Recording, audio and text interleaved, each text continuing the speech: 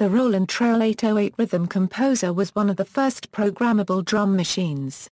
Introduced by the Roland Corporation in early 1980, it was originally manufactured for use as a tool for studio musicians to create demos. Like earlier Roland drum machines, it does not sound very much like a real drum kit. Indeed, because the TR-808 was released a few months after the Linn LM-1, professionals generally considered its sound inferior to sampling drum machines. A 1982 Keyboard magazine review of the LinnDrum indirectly referred to the TR-808 as sounding like marching anteaters.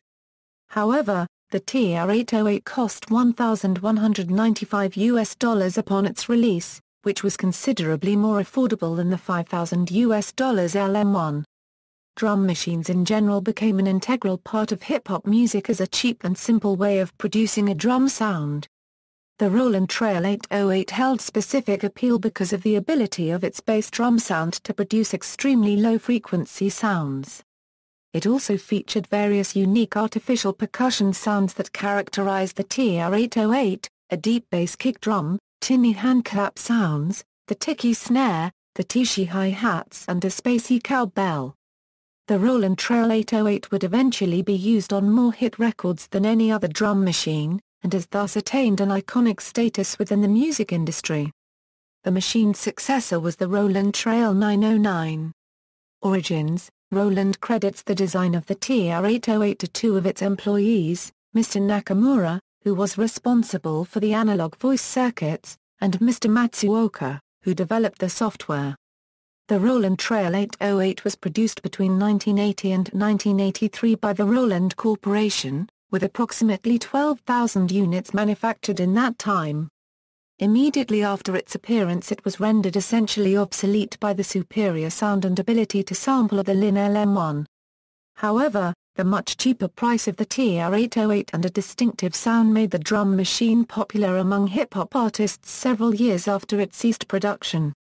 By the end of the 1980s, the TR-808 was popular within electronic music and hip-hop genres.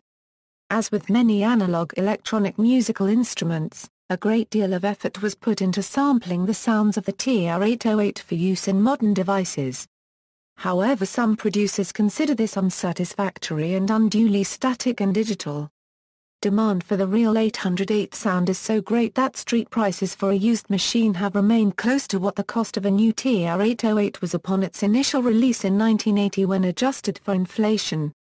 The 808 also had a significant impact on dance music due to its ability to program rhythm and drum sounds separately and store up to 32 patterns, which enabled it to become a serious compositional tool.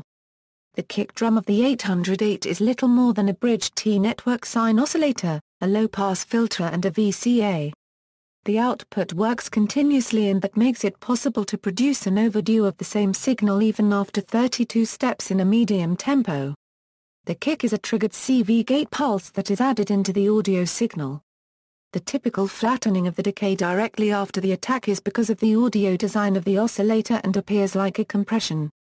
Use and importance: the first band to use the TR-808 was the Japanese electronic music group Yellow Magic Orchestra, as soon as it was released in 1980. One of the earliest uses of a TR-808 for a live performance was by Yellow Magic Orchestra in December 1980 for the song 1000 Knives, an electro rendition of member Ryuichi Sakamoto's Thousand Knives. The hand clap sound was later publicized by YMO's innovative album BGM, which was released March 1981 in Japan. Used again on 1000 Knives, and in Music Plans, another of Sakamoto's songs. The TR-808 would later be further popularized in 1982, with the release of the mainstream American hit Sexual Healing by Marvin Gaye and Planet Rock by Afrika Bambaataa. Other early users of the TR-808 include Australian producer Mark Moffat, with his studio project, The Monitors, and Indian musician Sharanjit Singh, who used it alongside a Roland TB-303 bass synthesizer to produce music resembling acid house in his 1982 album Synthesizing, 10 Ragas to a Disco Beat.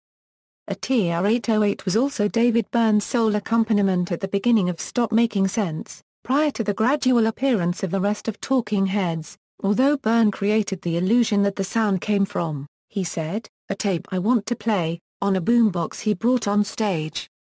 In 1983, then new record producers Jimmy Jam and Terry Lewis introduced the Roland TR-808 into popular music by using it in hit songs they wrote for R&B recording act the SOS Band like Just Be Good to Me, High Hopes, Tell Me If You Still Care, Borrowed Love, No One's Gonna Love You, Just the Way You Like It, and The Finest, as well as songs they wrote and produced for Alexander O'Neal, Cheryl, Janet Jackson, and others. As more realistic drum machines emerged, the TR-808 was discontinued and it became easy to buy a used machine for a low price. Its availability led to a second life as a cheap source of rhythm for hip-hop artists in the mid-1980s. The Beastie Boys' breakout album License to Ill consists mostly of hip-hop rhymes backed by the characteristic TR-808 beats and samples from popular rock songs. Its success led to a new surge in popularity. The sounds of the TR-808 were and still are very often used in drum and bass, hip-hop, R&B, house, electro, and many forms of electronic dance music, albeit often unrecognizable after extensive processing.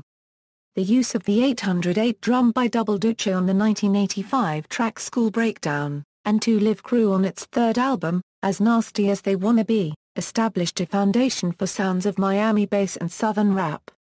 According to Derek May, the TR-808 was also the preferred drum machine during the early years of techno. Notes. External links: TR-808 Owner's Manual, TR-808 Info, Manual, MP3 clips, All Hail the Beat, 3-minute documentary on the TR-808, Instruments That Changed the Game, the Roland TR-808, TR-808 Mechanic Robot and 808 History, Roland TR-808, The Drum Machine That Changed Music. BBC News, March 21, 2014.